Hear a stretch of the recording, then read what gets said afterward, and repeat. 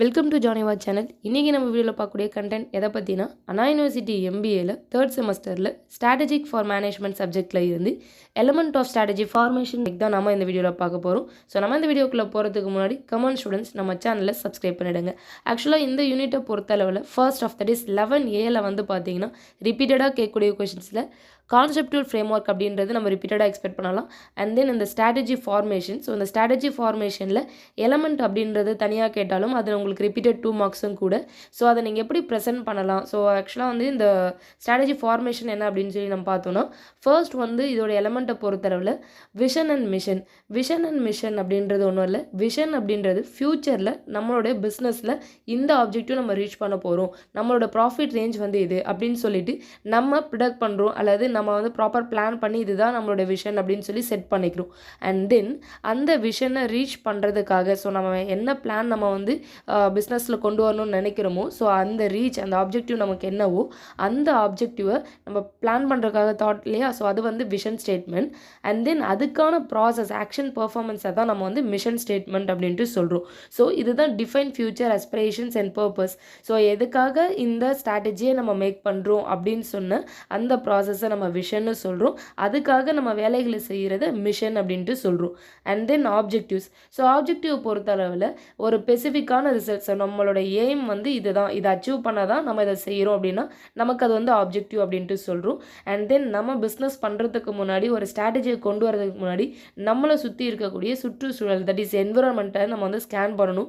அப்போ தான் நமக்கு இன்டர்னல் லெவலில் இருக்கக்கூடிய ஸ்ட்ரென்த் அண்ட் வீக்னஸும் தெரியும். And then external that is opportunities வந்து என்னெல்லாம் இருக்குது சொசைட்டியில் இந்த ப்ராடக்ட்டு. அண்ட் தென் இதை கொண்டு வரதில் என்னெல்லாம் த்ரெட்ஸ் என்னெல்லாம் தடைகள் இருக்குது அப்படின்றத நம்ம வந்து அனலைஸ் பண்ண முடியும். ஸோ இது என்விரான்மெண்டல் ஸ்கேனிங்கில் நம்ம செய்யக்கூடியது. அண்ட் நெக்ஸ்ட் ஒன் வந்து பார்த்தோம் அப்படின்னா ஸ்ட்ராட்டஜி ஃபார்முலேஷன். ஸோ ஒரு ஸ்ட்ராட்டஜியை நம்ம வந்து எப்படி ஃபார்முலேட் பண்ணணும் அப்படின்னா, ஸோ நம்ம வந்து பிளானை டெவலப்மெண்ட் பண்ணுறோம். ஃபர்ஸ்ட் வந்து நம்ம என்ன செய்ய போகிறோம், அதை எப்படி செய்ய போகிறோன்றத மிஷன் ஸ்டேட்மெண்ட்டில் பார்த்தோம்.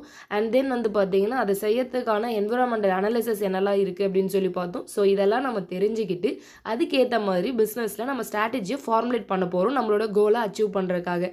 ஸோ அந்த ஸ்ட்ராட்டஜியை மேக் பண்ணதுக்கப்புறம் அந்த ப்ராசஸை நம்ம இம்ப்ளிமெண்ட் பண்ணுறோம் இல்லைங்க, that is executing the chosen strategy. என்ன ஸ்ட்ராட்டஜியை என்னோட பிஸ்னஸில் நான் இன்வால்வ் பண்ணால் பிஸ்னஸை வந்து ரீச் கொண்டு போக முடியும் அப்படின்னு நான் நினைக்கிறேனோ அந்த செயலை நம்ம என்ன ஃபார்முலேட் பண்ணி வச்சுருக்கோமோ அதை வந்து நம்ம பெர்ஃபார்ம் பண்ண ஸ்டார்ட் பண்ணிட்டோம்.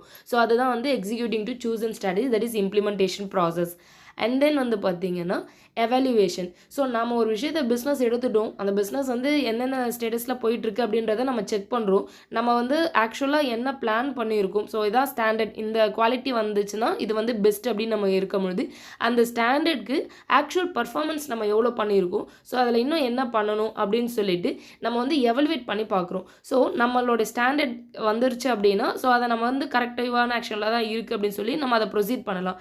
இன்கேஸ் நம்ம மானிட்டர் பண்ணும்போது அதில் ஏதாச்சும் சேஞ்சஸ் வேணும் அப்படின்னா அந்த சேஞ்சஸை நம்ம கொண்டு வரோம் அப்படின்னா அப்போ கொண்டு வந்து அதுலேருந்து ஃபீட்பேக் எடுத்து ஸோ அந்த ப்ராசஸ் வந்து நம்ம கரெக்டாக கொண்டு போகணும். அப்போ தான் இதுதான் நம்ம எவல்யூவேஷன் பண்ணும்போது மட்டும்தான் நம்மளுடைய ப்ராசஸ் எந்த ரேஞ்சில் இருக்குது அப்படின்றத நம்மளால் எவல்யூவேட் பண்ண முடியும்.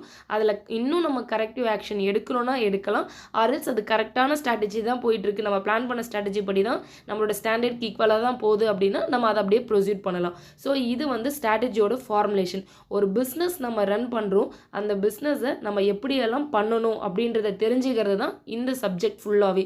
ஸோ அப்போ இதே சார்ந்து தான் இப்போ நம்ம பார்த்தோம் இல்லைங்களா, இந்த strategy formulation and then implementation evolution. So இது எல்லாமே வந்து உங்களுக்கு அப்கமிங் யூனிட்ஸ்லேயுமே வந்து பார்த்தீங்கன்னா இதுவே கான்செப்ட்ஸ் தான் வந்து உங்களுக்கு வரும். ஸோ பட் இதை நம்ம இன்னும் எலாபரேட்டாக வந்து பார்ப்போம், சரிங்களா?